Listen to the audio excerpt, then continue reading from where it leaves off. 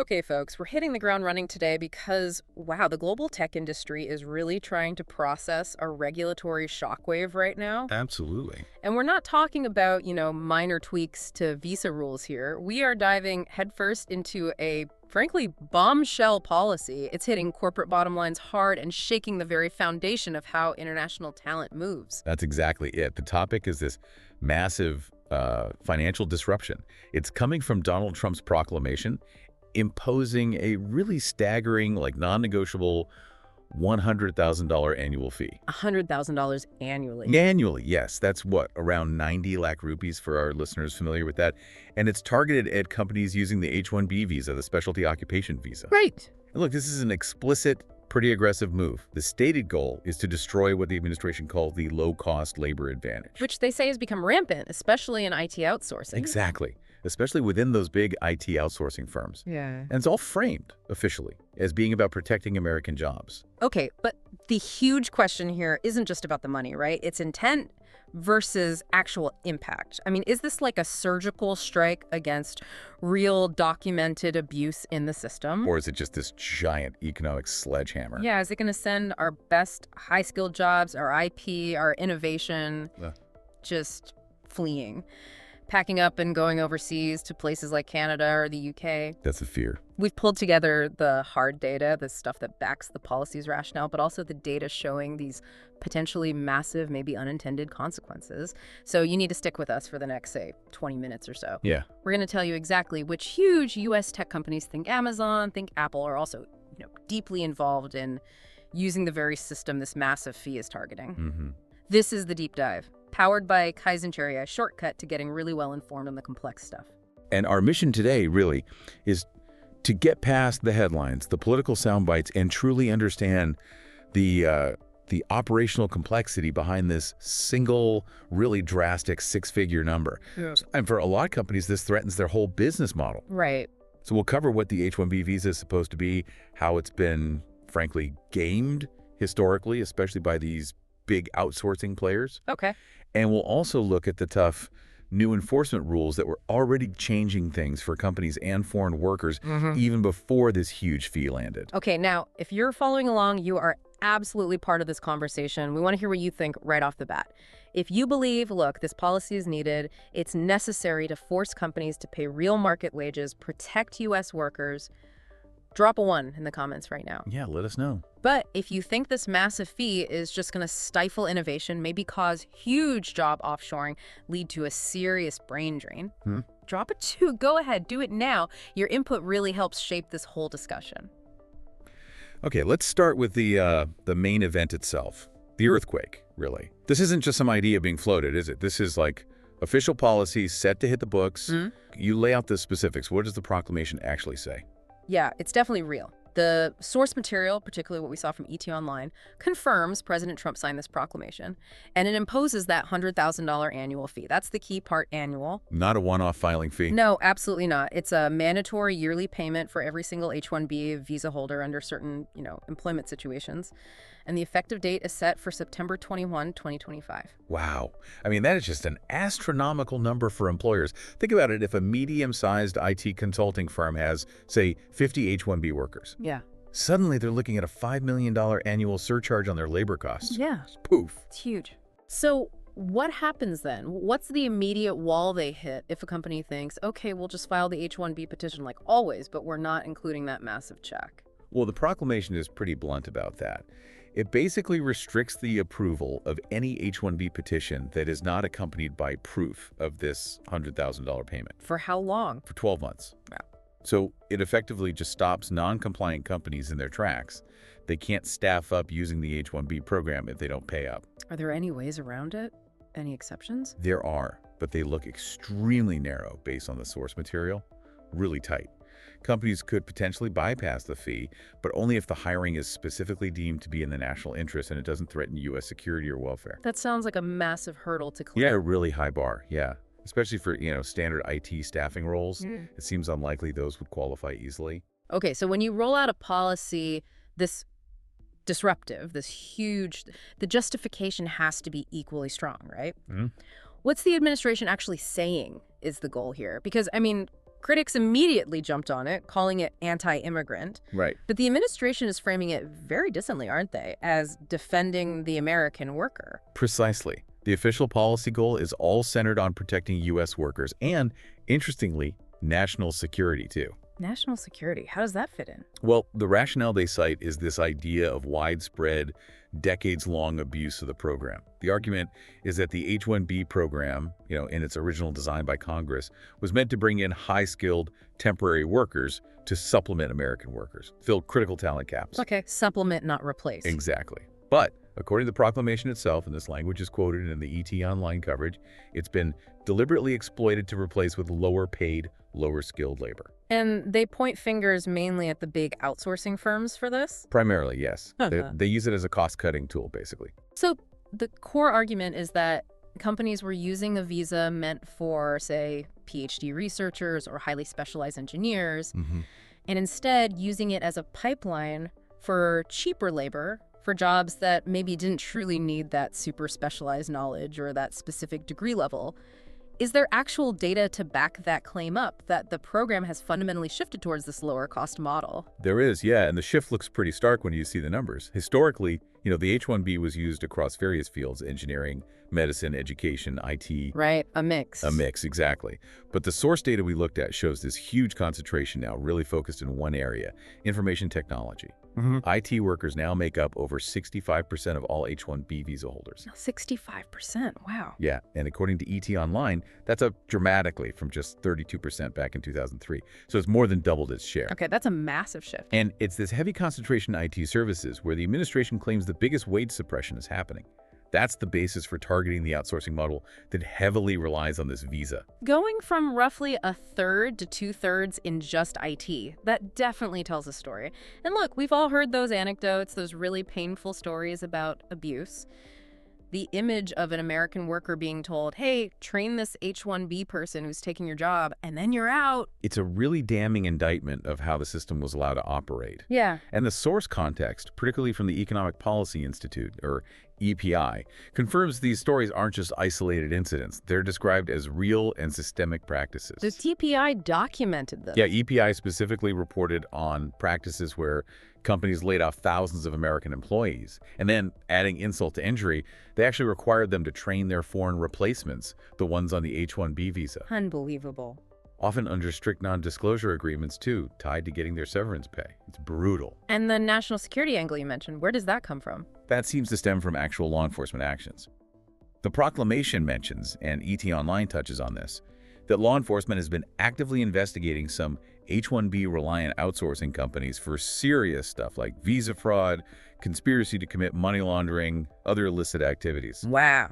So the argument is the abuse goes beyond just squeezing wages. It potentially touches on national security vulnerabilities, too. Okay, before we really dive into the financial mechanics of that cheap labor claim in the next section, let's just make sure everyone listening is totally clear on the basic purpose of this visa. What exactly is the H-1B supposed to be for? Right, good point. So U.S. Citizenship and Immigration Services, USCIS, they define it pretty clearly. It's a non-immigrant visa, meaning temporary, that lets employers hire foreign workers specifically in what's called a specialty occupation. And specialty occupation has a legal definition, right? It's not just any job. Exactly, a legally defined term. To qualify, the job has to meet specific criteria. Generally, it requires the theoretical and practical application of a body of highly specialized knowledge. Meaning? Meaning it usually requires at least a bachelor's degree or its equivalent in that specific specialty. Yeah. Like engineering, advanced computer science, certain types of analysis. This is all laid out in official guidance, including from the DHS Office of Inspector General. That's the Department of Homeland Security's watchdog. Okay, that distinction is so important. So you listening need to understand. This visa was intended strictly for high-skill, specialized jobs, needing a degree and unique expertise. It's not supposed to be for, basic data entry or routine coding jobs that don't require that deep specialization. Now, let's get into how that original intention got completely twisted, setting the stage for this $100,000 bombshell fee. And hey, if you're finding this breakdown useful, do us a solid, smash that like button right now. Yeah, let us know. Okay, so if you really want to get your head around how the H-1B program was, let's say, systematically abused, you got to look past the surface rules.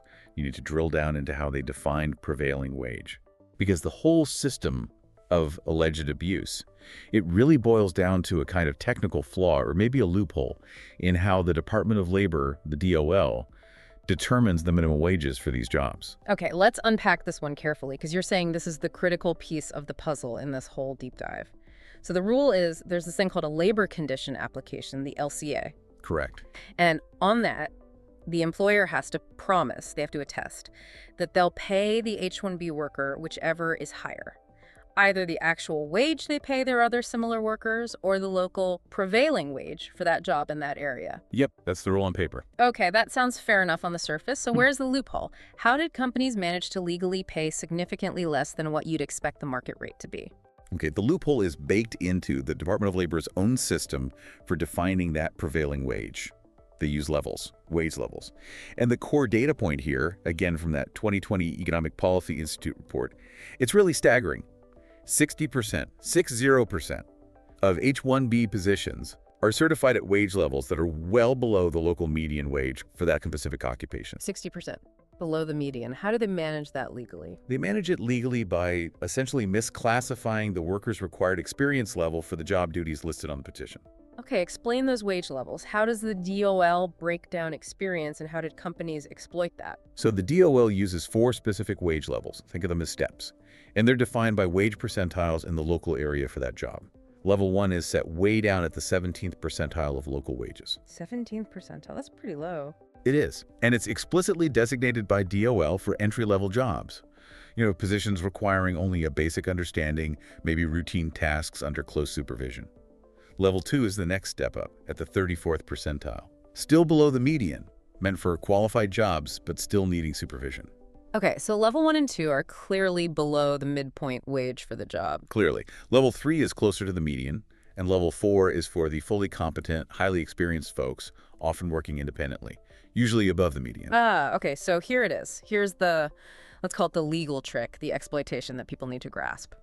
Companies would take someone who is actually highly experienced, maybe a software developer with, say, 8-10 years under their belt, who should be paid at a level 3 or level 4 wage. Yeah, absolutely. And they would legally certify them on the H-1B paperwork as only needing the skills for a level 1 or level 2 job. Exactly. That's the core of it. They legally attest, hey, the job duties we're giving this person only require entry-level skills, basic tasks. So, by certifying an experienced senior developer, for instance, at the level 1 wage, remember the 17th percentile, they are drastically but legally undercutting the local market rate for that person's actual skill level. Wow. And the DHS OIG report we looked at, it specifically noted that USCIS officers reviewing these petitions might even be missing key fraud indicators related to this, including finding actual confirmed cases where someone clearly functioning as an experienced manager or supervisor was being paid the absolute lowest wage permitted, the level 1 wage meant for a total newbie. That's just wow.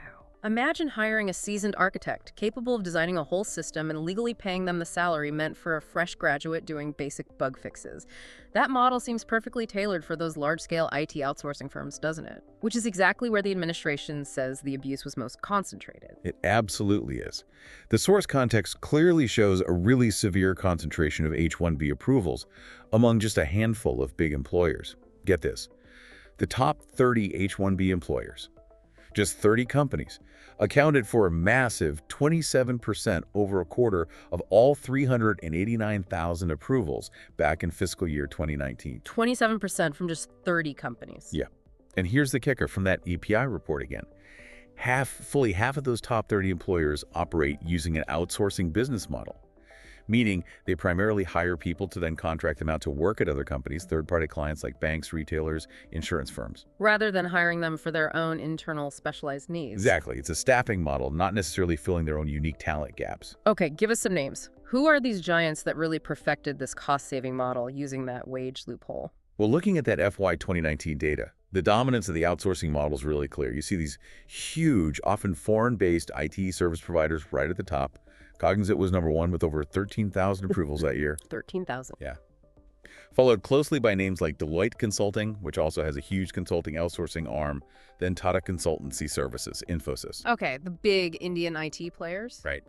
The EPI report specifically identifies all of these as heavily utilizing that outsourcing offshoring model. Their whole business strategy relies on accessing large volumes of H-1B visas to build this big pool of workers who can then be placed at client sites, often paid at those lower level 1 or level 2 wages. And that fundamentally disrupts the domestic labor market for similar jobs. Okay, and this is really crucial for people in the U.S. to understand. This isn't just a story about foreign outsourcing companies, right? Are the big, recognizable American tech giants also involved in using this wage loophole? Yes, they are. And this is where the story gets even more complex and, frankly, maybe uncomfortable for some. Those major U.S. firms, the household names like Amazon, Google, Microsoft, Apple, even Walmart, they're all listed among those top 30 H-1B employers. All of them? All of them are in the top 30. And the EPI report is explicit here. It says that all of them take advantage of program rules in order to legally pay many of their H-1B workers below the local median wage for the jobs they fill. Wow. Even the U.S. tech giants. Yeah. Now, they might use the visas a bit differently, often for their own internal projects, developing their own products, not just placing them at third-party sites like the pure outsourcing firms do. But, and this is the key point, they are still utilizing the same legal mechanisms. They're using those level 1 and level 2 wage certifications to keep their internal labor costs down on certain roles. And that still affects domestic wages for comparable positions. That is absolutely crucial context. So this policy, this $100 K fee, it hits everybody using the program in volume, not just the Indian outsourcing firms. Okay, now let's balance this a bit. We've heard lower paid, wage suppression, but what were H-1B workers actually earning overall more recently? Right. It's important to look at the overall picture, too. The official USCIS data for fiscal year 2023 gives us some important context here. The median annual compensation, so the midpoint salary for all approved H-1B beneficiaries across every field, was $118,000. $118,000 median. Okay. And if you look just at the biggest category, those in computer-related jobs, the median salary for male beneficiaries was slightly higher, around $125,000. Wait, hold on a second there. $118,000 median. $125,000 median for tech roles. If the median is that high, how can the proclamation justify using this blanket term lower paid labor to describe the whole program? That's the absolute core tension of this whole policy. Doesn't that median suggest that while the abuse using level 1 and 2 for experienced folks is real and systemic, for that bottom 60%, maybe the majority are actually paid reasonably well, at or above $118K. And this $100 K fee is now going to penalize everyone, including the companies paying fair wages. You've hit the nail on the head. That's the central dilemma. The median salary is relatively high, absolutely. When you average in all the highly paid level 4 workers at places like Google or Microsoft earning maybe $200 K or more, it pulls the median up significantly. Okay. But the abuse, the systemic issue the administration is targeting, happens in high volume at the low end of that salary spectrum. It's the thousands upon thousands of workers certified at level 1 and level 2 getting paid maybe $60,000 or $70,000 in super expensive cities like San Francisco or New York, which is way below the local median for their actual experience. Right.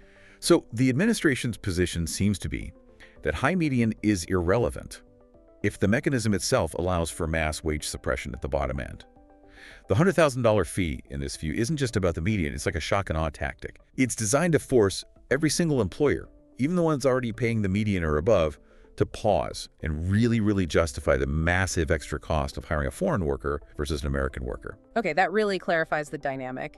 It's not about the average, it's about stopping the specific mechanism of abuse at the low end, even if it has broader consequences. Got it. Okay, listeners, what do you think? If you think, yeah, that $100 K fee is justified to smash that level 1 loophole abuse, even with the high median, write okay in the comments. Let us know. But if you're thinking, whoa, hold on, that $118K median proves this fee is total overkill and will just punish responsible companies and kill jobs, then write no way. Get those comments in. What's really fascinating when you dig into this, though, is the sheer complexity of it all. Because, even before this $100,000 proclamation bomb dropped, the government wasn't just sitting idle. They had already recognized this systemic abuse you're talking about. Right. And they were already rolling out some pretty major integrity measures, stuff designed to fix the H-1B program from the inside out. It shows there was already this longer-term shift happening towards much tighter oversight. Okay, that's interesting. So it wasn't like nothing was happening, and then boom, the fee. DHS, Department of Homeland Security, they were already working on this. What were they targeting? It seems like they were really focusing on two main things. Yeah. First, trying to stop people from gaming the H1B lottery system itself. Okay, the random selection process. Exactly. And second, tackling the structural abuse that was kind of built into that outsourcing model we discussed, especially the third-party worksite issue. All right, let's start with the lottery fixes. How were people gaming it, and what did DHS do? Well, previously, the system allowed multiple companies, sometimes even related subsidiaries of the same parent company, to file registrations for the very same person, the same candidate. So flooding the system to boost one person's odds. Precisely. It massively inflated that specific candidate's chances in the random lottery draw. So DHS implemented a really significant policy change for the fiscal year 2025 registration cycle just this past year. They called it the beneficiary-centric selection process. Beneficiary-centric, meaning focusing on the worker, not the company filing. Exactly. The new rule basically says, selection is based on the unique individual, the beneficiary. It doesn't matter how many different companies file for that same person, they only get entered into the lottery effectively once. Okay, that makes sense. Did it work? The initial data suggests yes, dramatically. DHS reported that this new rule led to significantly fewer registrations overall, suggesting far fewer attempts to game the system through those multiple entries for the same person. Okay, good. And wasn't there also a cost increase just to even enter the lottery? Yes, good point. On top of that procedural change, they also hiked the fee just to register for the lottery. Used to be pretty nominal, like $10. Now it's $215 per beneficiary. $215 doesn't sound huge compared to $100,000. No, it's not in the same league, but think about those outsourcing firms trying to register maybe tens of thousands of potential workers every single year, hoping a fraction gets selected. That $215 per person starts to add up really quickly. It creates at least some financial disincentive against just flooding the system with purely speculative filings for candidates they might not even have firm jobs for yet. Gotcha. Okay, now let's shift to the other big area. That structural fix aimed at the outsourcing model. We established the core issue there is the petitioner company, let's say, an Infosys or a Cognizant hiring the H1B worker, but then immediately placing them to work long-term at a different company's site, a third-party work site like a bank or a retailer. How did USCIS try to crack down on that kind of shell game? Yeah, they really cracked down hard on that, primarily by reinforcing the legal definition of what constitutes a valid employer-employee relationship. This isn't brand new, actually. Since around 2010, USCIS has issued and then consistently reinforced guidance, often through something known as the Neufeld Memo, or the employer-employee memo. Okay, what does that memo require? It basically says the petitioner, the company filing the H-1B, must prove they maintain a valid, ongoing relationship where they, the petitioner, actually control when, where, and how the H-1B beneficiary performs their job. And critically, they have to prove this control exists throughout the entire period they're requesting the visa for. So it's not enough for the outsourcing company to just say on paper, oh yeah, we have the right to control them. Exactly. That's not enough anymore. They have to demonstrate that they actually manage the work on a day-to-day basis, that they provide the necessary tools or equipment, that they supervise the daily tasks, performance reviews, hiring, firing, all that stuff. That sounds like it significantly raises the bar, the operational burden for these consulting firms. The old model of just finding a candidate, finding a contract, and filing the H-1B with a vague job description, that's over. It seems like it's supposed to be, yeah. Especially if that worker is going to be placed off-site at one or more third-party locations. In those cases, the petitioner now has to submit a whole bunch of comprehensive, corroborating evidence. The Department of Justice guidance outlines this. Like, what kind of evidence? Things like the actual contracts between the petitioner and that third-party client company. Specific work orders that detail the duties the H-1B worker will perform, proving it's truly a specialty occupation role. Or even a detailed letter directly from an authorized official at the third-party worksite confirming the nature of the role and the relationship. Wow, that's a lot more paperwork. It dramatically increases the documentation burden, absolutely. And it's clearly designed to verify that the job is real, that it is genuinely a specialty occupation, and that it's not just speculative staffing where they hope to find a contract later. Okay, that sounds like a major administrative headache. But you mentioned another integrity measure, maybe the most painful one for the outsourcing firm's business model, related to how long the visa is even valid for these contracted workers. Yes. This one is potentially huge, arguably the most significant structural change financially, even setting aside the new $100,000 fee for a moment. DHS implemented a rule limiting the maximum validity period for any H-1B petition where the worker will be primarily stationed at a third-party worksite. The limit now, a maximum of 1 year. Just 1 year? Down from what? Down from the standard potential of 3 years. Whoa, 1 year. That's enormous. So an outsourcing firm that used to file an H-1B petition maybe once every 3 years for a contractor, now for that same worker at the same client site, they might have to go through the entire petition process, pay all the associated filing fees, legal fees, every single year. That's right, annually. DHS justified this, by the way. They cited the inherently more transient nature of contracting work, arguing that these workers are more prone to changes in their job duties, location, or even employer, which makes shorter validity periods necessary for maintaining program integrity. That logistical nightmare and the repeated costs, that alone seems like it would make the old cheap labor staffing model far less profitable and way more cumbersome. Absolutely. It forces constant reevaluation, constant refiling. It's expensive in terms of both money and time.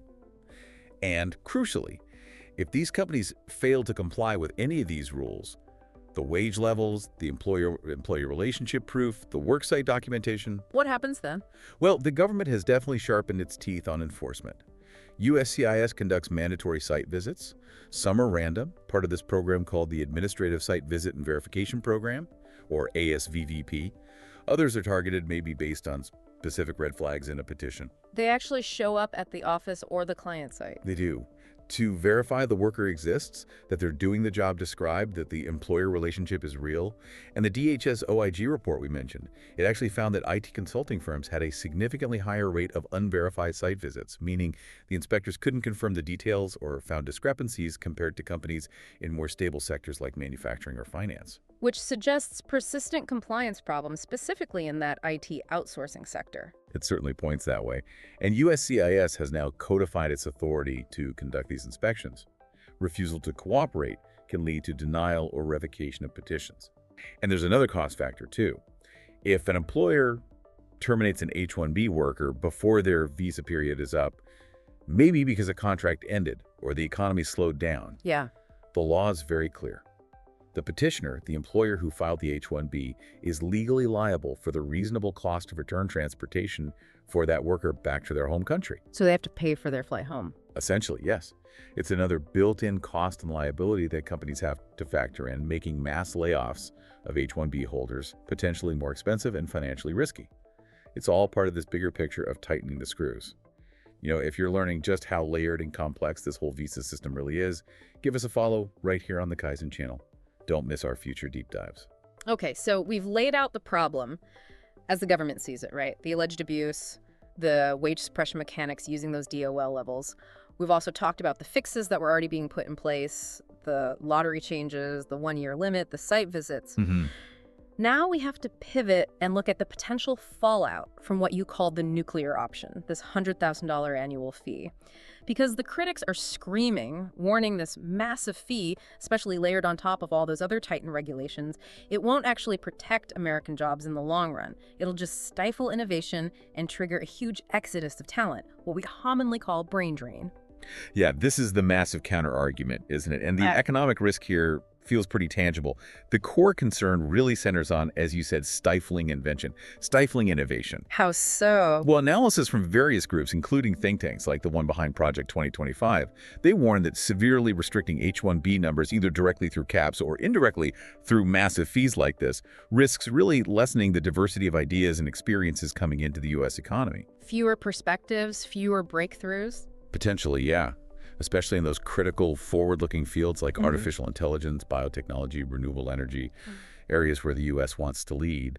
But the global competition for top talent is absolutely fierce. If we make it too hard or too expensive to bring that talent here, they'll go somewhere else. Now, that $100,000 fee, it basically acts like a massive barrier to entry, doesn't it? I mean, I can sort of see how a giant corporation, an Amazon or Google, maybe they could reluctantly swallow a $100,000 surcharge per key employee, especially if they're already paying that person, say, $150,000 or $200,000 in salary anyway. Right. For them, it's significant, but maybe absorbable for the absolute top tier.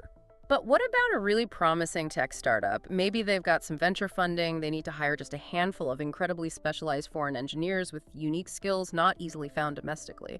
How do they handle an extra $100K per head per year? That's where it gets really brutal. This fee could absolutely crush smaller businesses and startups. Raising the effective wage floor that dramatically, because that's essentially what a $100,000 annual fee does, or just imposing this huge financial barrier, it disproportionately harms those smaller, maybe more innovative companies. They rely on accessing global talent just like the big guys, but they simply don't have the massive cash reserves or the giant HR and legal departments to easily manage that kind of cost and regulatory burden. So it almost becomes a tax on innovation, but only for companies that aren't already mega corporations. Arguably, yes. It could really skew the playing field towards the established giants who can afford to pay, potentially stifling the next generation of disruptive companies. Okay, so if the stated intent is to force employers to train Americans, the actual effect might just be to force them to hire Canadians or hire Brits instead. Where does this talent realistically go if they can't land a job in the US under this new, incredibly expensive H1B regime? They go elsewhere, Yeah. and probably quite quickly. Think about the thousands of talented foreign students currently studying STEM fields at US universities. If they graduate and find they can't get H1B sponsorship because of the cost, or if current H1B holders lose their status, they're not just going to disappear. Right. They will immediately start looking for opportunities in other countries that have far more lenient and frankly more welcoming immigration policies for high-skilled workers. Canada is the prime example. Canada's been actively recruiting this talent, haven't they? Absolutely. Canada, the UK, even countries in Europe and Asia like Germany, Singapore, maybe even back to India. They all have programs designed to attract this exact pool of talent. We saw comments online echoing this exact concern, people saying companies facing this $100K fee won't suddenly hire an American, they'll just move the work, move the whole project out of the US. Canada especially has rolled out very targeted immigration strategies almost explicitly designed to poach high-skilled tech talent that gets stuck or rejected by the US system. So that's the big fear. America shoots itself in the foot, loses its competitive edge in the global talent war. But okay, let's talk about why the H-1B visa, even with all its existing headaches and complexity, is so sought after in the first place by the foreign workers themselves. It's not just about the job, right? It's fundamentally tied to the dream of eventually staying permanently. That is the absolute #1 key attraction for the worker. The concept of dual intent. Dual intent. Explain that.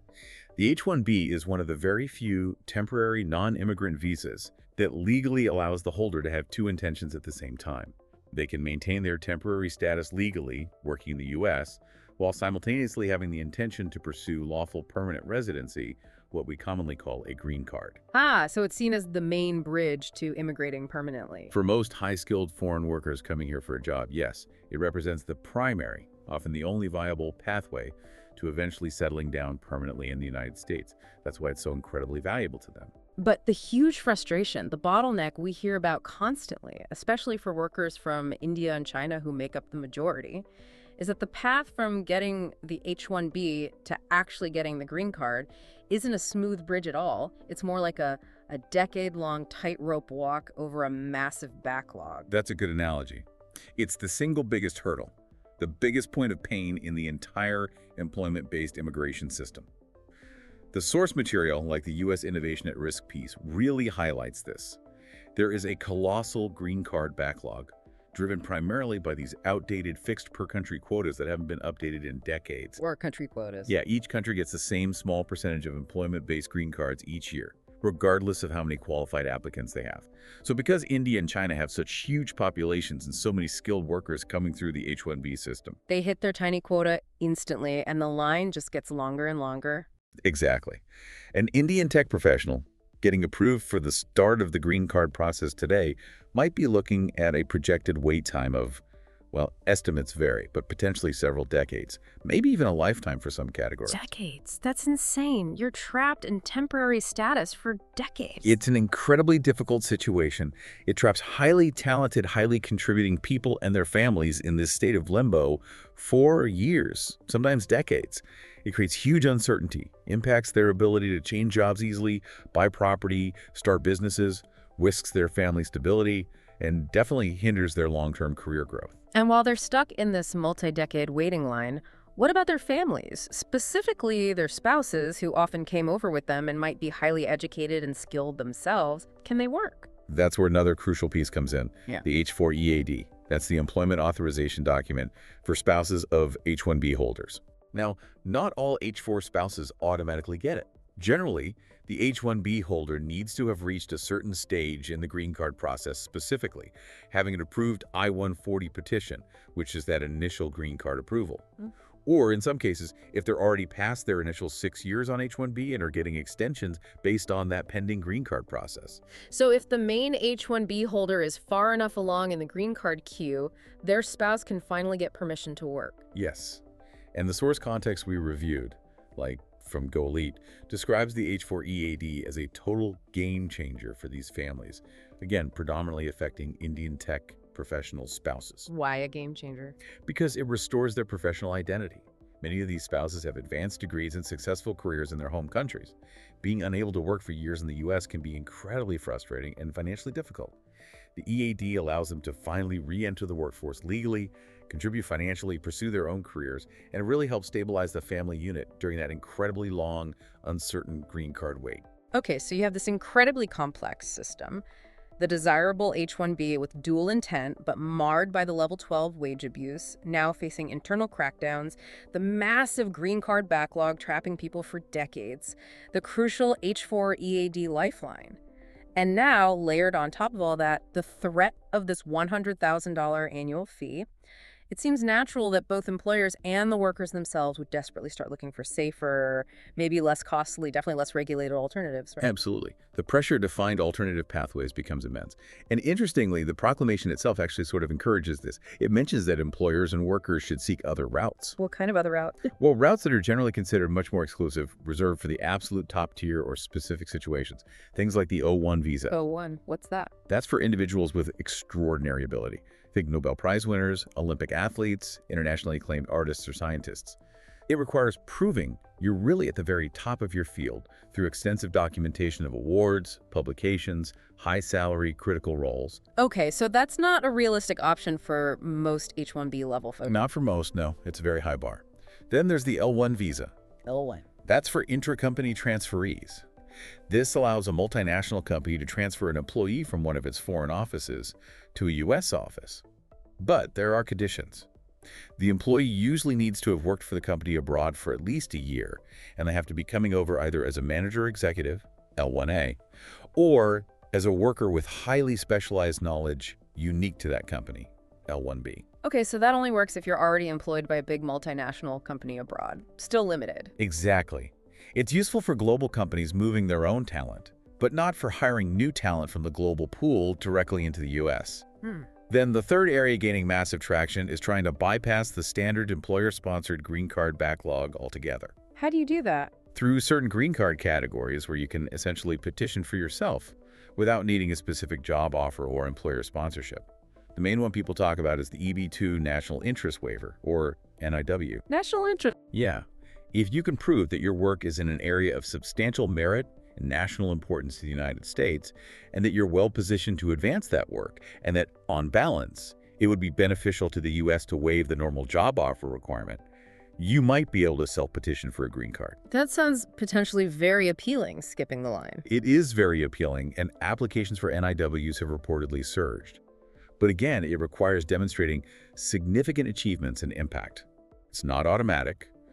There's also the EB-5 investor visa, but that requires a massive personal investment, usually over $800,000, so that's out of reach for most workers. Okay, so O1, L1, self-petition green cards. These are alternatives, but maybe not easy ones. And finally, we're seeing the rise of these other, sometimes controversial programs that seem designed purely just to let people stay and work while they're waiting, right? Waiting for the H1B lottery or waiting for something else. Yes, exactly. For people who maybe didn't get selected in the H1B lottery, or perhaps their H4 EAD application is stuck processing, or they just need a way to maintain legal status and work authorization while they figure out their next step, we're seeing a definite rise in the use of what are called Day 1 CPT programs. Day 1 CPT. What's CPT? CPT stands for Curricular Practical Training. Normally, it's part of a standard U.S. degree program allowing international students to do internships related to their studies. But Day 1 CPT refers to specific academic programs, often at less traditional universities, that are structured to allow students to start working off campus in a job related to their new field of study almost immediately from Day 1 while maintaining their F1 student visa status. So it's like using enrollment in a master's program as a way to get work authorization quickly. It's essentially, yes. It's a mechanism where enrolling in a specific type of educational program grants immediate work authorization as part of the curriculum. This pathway has definitely grown in popularity precisely because the H1B system has become so uncertain, so competitive, and now potentially so incredibly expensive. People are looking for any viable way to stay and work legally. And you can bet that a $100,000 H1B fee will only accelerate the search for these kinds of regulatory workarounds and alternative strategies. Yeah. Hashtag tag outro. Wow. Okay, so we started this deep dive looking at this absolutely massive, headline-grabbing political announcement, the $100,000 annual H-1B fee. And as we peeled back the layers, we saw this complex history, years of what the government describes as systemic program abuse. We saw how that abuse, dominated by the big outsourcing firms, but surprisingly also utilized by major U.S. tech leaders like Apple and Amazon, how it was made possible by legally exploiting those Department of Labor wage levels, the level 1 and 2, designed for entry-level workers. Right, resulting in what's argued to be significant wage suppression for potentially hundreds of thousands of roles, impacting the broader domestic market. But we also saw the government wasn't just sitting back, right? They were already fighting back hard before this fee, tightening the rules, demanding real proof of that employer-employee relationship, cutting the third-party contract visas down to just 1 year, really trying to make the abuse model financially and logistically painful. Exactly. And the $100,000 proclamation, you can see it as the ultimate, maybe the bluntest expression of that same intent. The stated goal: protect American workers, force employers to either make a massive investment in training domestic talent or pay absolute top dollar, a huge premium to bring in only the very best, most essential global talent. Okay, but the risk, the potential downside, is incredibly clear and feels really immediate. Will companies actually pay that huge price? Will they absorb the $100 hay fee for critical roles? Or will the jobs, the innovation, the brightest minds, will they just leave the country? Wow. Will the work simply get moved offshore to the UK, to Canada, maybe India, taking future economic growth and competitiveness with it? That's the multi-billion-dollar question, isn't it? That decision whether companies choose to pay this huge premium for talent within the U.S. or simply shift the work entirely outside the U.S., that's going to define the future trajectory of the American tech industry and maybe broader parts of the economy, too. The H-1B system, I mean, it's just unbelievably complex, isn't it? Trying to balance this crucial need the U.S. has always had for global talent, for the best ideas from anywhere, with the equally important need to protect the domestic labor market, ensure fair wages, and create opportunities for Americans. It's a really tough balancing act. It really is. Yeah. But one thing feels pretty certain. High-skilled immigration, bringing in talent from around the world, has always been absolutely central to the American economic success story. And any disruption on this scale, this magnitude, is bound to have unpredictable, probably very far-reaching consequences for years to come. Absolutely. Okay, listeners, if you feel like you've learned something new today about the real structure of the H-1B, maybe how those prevailing wage levels were used, how both outsourcing giants and big U.S. tech names were involved, how the system was already changing, do us a favor, hit that like button right now. Yeah, we appreciate it. And more importantly, we really want to know your final take after hearing all this.